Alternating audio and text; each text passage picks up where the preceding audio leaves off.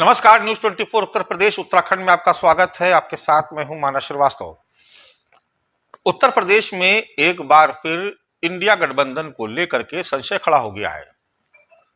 हाल ही में संपन्न हुए लोकसभा चुनाव में जिस तरीके की परफॉर्मेंस इंडिया गठबंधन की देखने को मिली, उसके बाद यह माना जा रहा है कि उत्तर प्रदेश में अखिलेश यादव और राहुल गांधी की जोड़ी सुपरहिट साबित हुई है।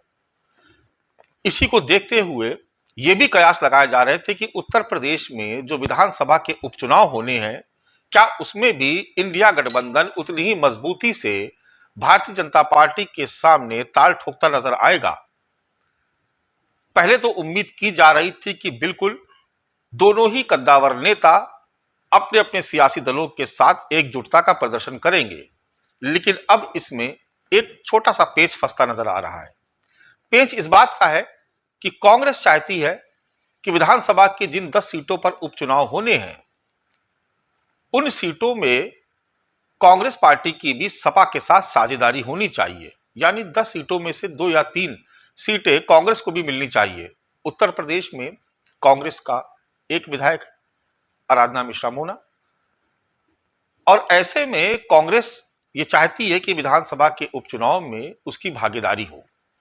ये जो 10 सीटें हैं जिन पे उपचुनाव होने, उसमें से 5 सीटें ऐसी हैं जहां से समाजवादी पार्टी के लोग चुनाव जीते, जिसमें खुद अखिलेश यादव की भी सीट शामिल है, करहल। इसके अलावा 9 ऐसे विधायक जो सांसद बन गए, उनकी सीटें खाली हैं। एक सीट इरफान सोलंकी की, जो कानपुर सीसा मऊ से विधायक है, और चूंकि उनको सजा हो गई है लिहाजा उनकी विधायकी रद्द हो गई है, लिहाजा इस वजह से उनकी सीट पर भी उपचुनाव होना है। यानी इस तरीके से देखें तो कुल 10 विधानसभा सीटें हैं जहां पर उपचुनाव होना है उत्तर प्रदेश में। अब ऐसे में इन 10 सीटों पर निश्चित तौर पर इंडिया गठबंधन की दावेदारी है। समाजवादी पार्टी, जो उत्तर प्रदेश में लोकसभा चुनाव में सबसे बड़ा दल बनकर के उभरी, उसकी दावेदारी इस पे सबसे ज्यादा मजबूत है, लेकिन कांग्रेस चाहती कि उसको हिस्सेदारी मिले।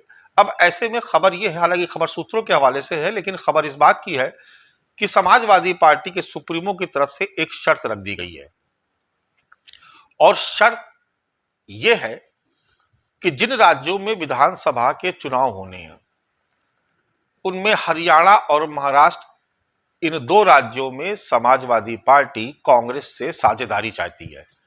यानी इंडिया गठबंधन की यह साझेदारी तभी वजूद में रहेगी जब कांग्रेस महाराष्ट्र और हरियाणा में समाजवादी पार्टी को सीटें देने पर राजी होगी। हालांकि सीटें कितनी होंगी, वो कौन सी सीटें होंगी, ये सब बाद में तय होगा, लेकिन फिलहाल ये डिमांड रखी गई है। और ऐसे में अब गेंद कांग्रेस पार्टी के पाले में है।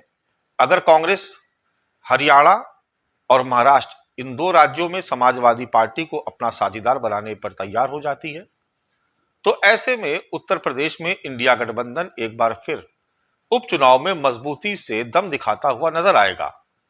लेकिन अगर ऐसा नहीं हुआ तो आपको याद ही होगा कि लोकसभा चुनाव से ठीक पहले 5 राज्यों के विधानसभा चुनाव भी हुए थे, और उस वक्त देखा गया था कि किस तरह की तल्खी कांग्रेस और समाजवादी पार्टी के बीच देखने को मिली। मध्य प्रदेश में कांग्रेस को जो बड़ा नुकसान हुआ, उसके पीछे समाजवादी पार्टी थी। उसने पहली बार 150 से ज्यादा उम्मीदवार उतार दिए मैदान में, कांग्रेस को उससे नुकसान हुआ। छत्तीसगढ़ कांग्रेस के हाथ से फिसल गया, राजस्थान कांग्रेस के हाथ से चला गया।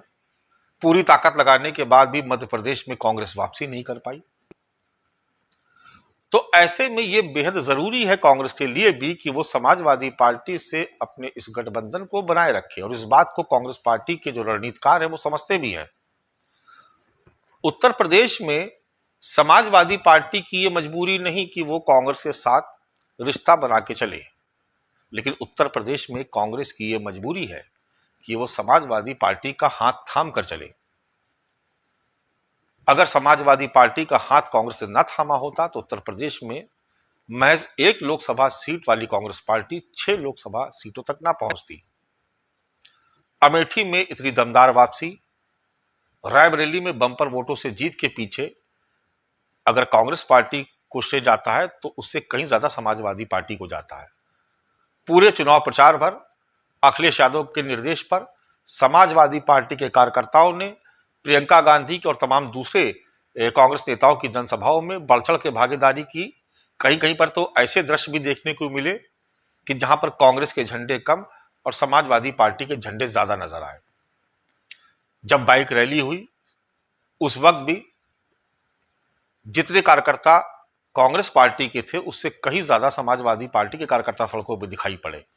यानी एक जो मैसेज देना था एकजुटता का, वो लोकसभा चुनाव में साफ था।